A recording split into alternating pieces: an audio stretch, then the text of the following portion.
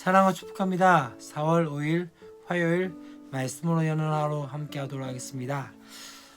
벌써 4월달 또 5일이 지난 상황입니다. 어떻게 잘 보내고 계십니까? 계속적으로 코로나 확진자들이 좀 있기 때문에 좀 불안과 염려가 있지만 다행히 주일 그 확진자들은 12만 명 조금 더 되는 상황들로 되어졌던 걸로 알고 있습니다. 아마 조금 화요일 되었으면 조금 늘 수 있는 상황이겠지만은 그럼에도 불구하고 많이 확진자 수들이 줄어들고 있는 상황 가운데 있게 되어지기 때문에 조금만 있으면 아마도 우리가 평범한 일상들을 다시 회복하지 않을까라는 그런 기대감을 가지고 있는 상황 가운데 있습니다. 더욱더 그럴 때일수록 더욱더 믿음을 가지고 또 신앙을 가지고 또 우리의 믿음의 주요 온전케 하신 그 예수님을 바라보면서 그렇게 살아갈 수 있는 저 여러분 되었으면 좋겠습니다. 계속 말씀 묵상하는 것들을 잊지 마시고 그 묵상을 통해서 우리의 삶 가운데 주시는 그 하나님의 음성들을 들을 수 있는 저 여러분이 되었으면 좋겠습니다. 오늘 우리가 함께 볼 말씀은요, 시편 124편 1절에서 8절까지고요. 우리 친구들의 그 목사님 집에는 시편 124편 1절부터 3절까지 6절부터 8절까지 말씀 가운데 있게 되십니다. 여러분, 제가 중고등 때 그런 적이 있습니다. 친구 중에 그렇게 싸움도 잘 못하고 또 운동도 그렇게 하거나 또 그냥 그렇게 하지도 않기 때문에 몸도 왜소한 친구인데 누구도 그 친구를 함부로 건드리지 못하는 경우가 있었습니다. 그 이유 중에 하나는 다름이 아니라 그 친구랑 친한 친구가 바로 일진이었기 때문에 함부로 그 친구를 건드려서는 안 된다는 것들이 있죠. 한 번씩 보면 애들 싸움이 어른 싸움이 되는 경우가 있습니다. 어떻게 되십니까? 애들 막 싸우다가 처음에는 어떻게 합니까? 진 애가 맞은 애가 또 형한테 달려가서 형을 데리고 옵니다. 그럼 또다시 그 이쪽 형이 또 동생 이쪽 아이를 때리면 또다시 또 다른 형을 데리고 오고 그렇게 하다 보면 이제 부모까지 데려오는 그런 경우들이 있게 되어지는 것을 보게 되었습니다. 어쩌면 내 편이 누군지 누군가에 대해서 가장 중요한 것이지 않나 하는 생각이 되었습니다.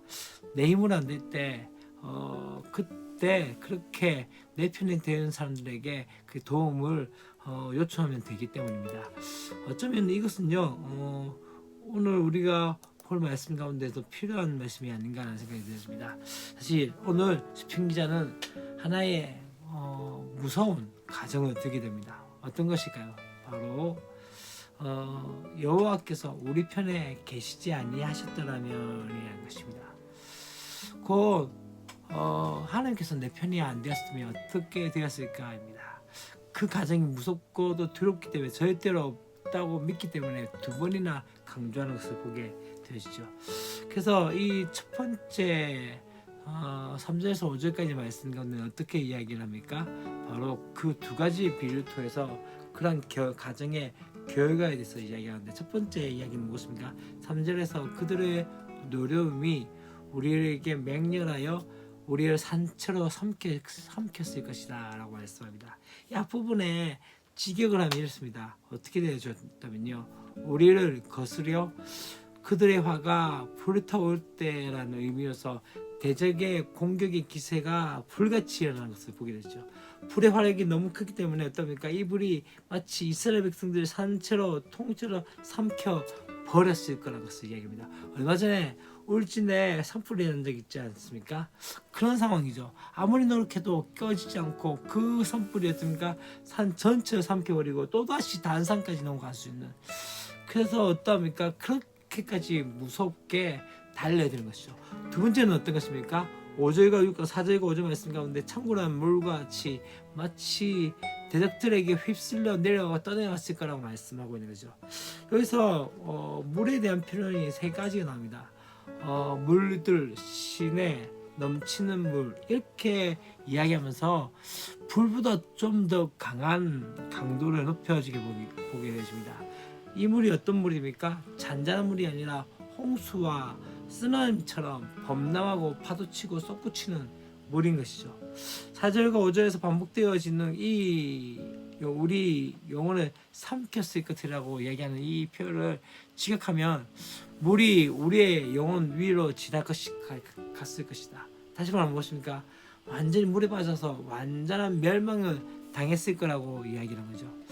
그렇다면 주님께서 어떤 분이시기 때문에 이 모든 상황을 이기게 되었을까요? 오늘 부문의 말씀 이제 뒷부분을 통해서 우리 함께 나누고자 합니다. 첫 번째는 우리를 원수의 공격에서 우리를 보호하신다는 거죠. 6절 말씀에서 어떻게 이야기합니까? 이 시편 기자는 이스라엘을 내주 그들의 이에 씹히지 아니하게 하신 여호와를 찬송한다고 말씀하고 있는 것을 보게 됩니다. 이것은 좀 직역하면 이렇습니다. 우리를 그들의 이에 먹잇감으로 내주지 아니하신 여호와, 어떤 모습입니까? 지금 이 이스라엘 원수는 사나운 짐승처럼 어떻게 하고 있죠? 바로 그렇게 이스라엘 잡아서 자기 먹이로 이 입에 넣어진 상황입니다. 그런 상황인데 이스라엘을 어떻게 해요? 하나님께서 보호해 주신다는 것을 말씀하고 있는 것을 보게 되는 것이죠. 지금 시편 기자와 이스라엘의 상황은 어떠합니까? 마치 큰 불이 삼키는 것처럼 또 쓴나미가 자신을 공격하는 것처럼 그렇게 마구마구 원수들이 몰려오는 것 같습니다. 심지어 오늘 말씀 가운데 이 6절 말씀에서 어떠합니까? 지금 원수의 입에서 마지막으로 아작아작 씹힐 상황까지 갔다는 것이죠. 그런 상황에서 하나님께서 어떻게 합니까? 바로 모든 원수의 공격을 막아 주신다라고 말씀하는 거죠. 두 번째 무엇입니까? 원수의 유혹에서 우리를 보호하신다는 겁니다.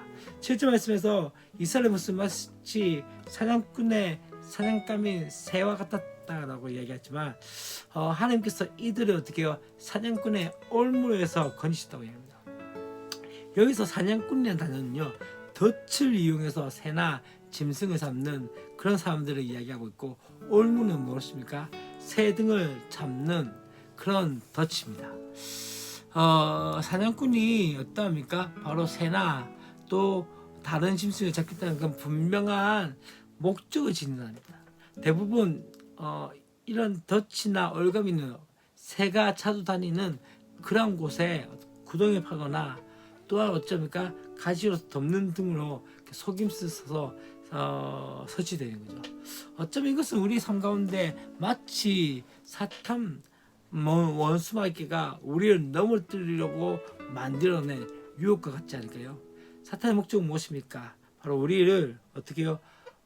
넘어뜨리고 무너뜨리는 것입니다. 그렇기 때문에 원수마귀는 어떻게든지 우리가 넘어뜨리고자 우리의 가장 연약한 부분들을 알고 있기에 거기서 넘어뜨리려고 유혹해서 넘어뜨리려고 하는 것을 보게 되십니다. 그래서 많은 믿음의 사람들이 어떠합니까? 원수마귀의 유혹에 넘어지고 죄의 얼매에 있는 삶을 살게 되어진 것이죠. 근데 시편 기자는 뭘 이야기합니까? 바로 그러한 원수마귀의 그 유혹의 덫에 걸려있는 자신을 올무에서 벗어난 새처럼 되었다고 말씀하면서 올무가 끊어짐으로 벗어났다고 하면서 감격하고 있는 것을 보게 됩니다.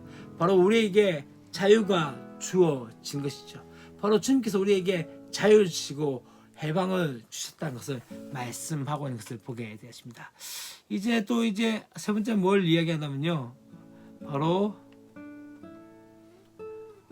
주님만이 우리의 도움이 되신다는 것을 이해하셔야 합니다. 123편을 마무리하면서 어떻게 합니까? 우리의 도움이 천지를 지으신 여호와의 이름에 있다고 얘기합니다. 앞에서 많은 이야기를 하면서 어떻게 이야기하면 다시 한번 깨닫는 것은 무엇입니까? 내가 여기까지 인도당한 것은 하나님께서 나를 도우셨기 때문에 라고 하는 것을 이야기하고 있습니다. 이때 자신이 그렇게 열심히 살아왔고 그렇게 했지만 아두방도 살아왔지만 진짜 중요한 것은 여전히 하나님이 우리를 보호하시고 붙드셨던 거죠. 시편 기자는 여기서 그치지 않고 그분이 누구신지에서 묵상하는 거죠. 어떻게 이야기합니까? 이 세상을 만드시고 통치하신 전능하신 하나님이 나를 도우시고 붙든다는 거죠. 그렇다면 뭐가 필요하겠습니까? 세상의 모든 것을 만드시고 통치하신 영원한 만왕의 왕이시고 만유와 주가 되신 그분께서 우리의 삶을 도우시고 책임지신다고 하는데 뭐가 더 필요가 있을까요? 8절 말씀에서 우리의 도움이 여호와의 이름에 있다라고 말씀하고 있습니다. 어떤 문서에 중요한 문서에 사인을 한다는 것은 무엇이죠? 자신의 이름을 적고 서명합니다. 만약 다른 사람의 이름을 적으면 어떻게 됩니까? 그것은 공문서 위조가 될 수도 있죠. 또 그렇게 되어지는 것이죠.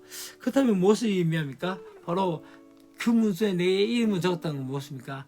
내가 이 문서에 있는 이야기에 대해서 책임지고 약속을 지키겠다는 것이지 않습니까? 바로 하나님께서 자신의 이름을 걸고 이야기한 것은 무엇입니까? 반드시 지키고 보호하겠다는 것이죠. 그래서 오늘 이야기한 것 중에 하나가 무엇입니까? 우리의 도움이 천지에 계신 여호와의 이름에 있다 라고 말씀한 것은 우리의 모든 도움이 그분의 이름 안에 반드시 우리를 돕겠다고 하셨기 때문에 그 믿음 가운데 나가는 것이죠.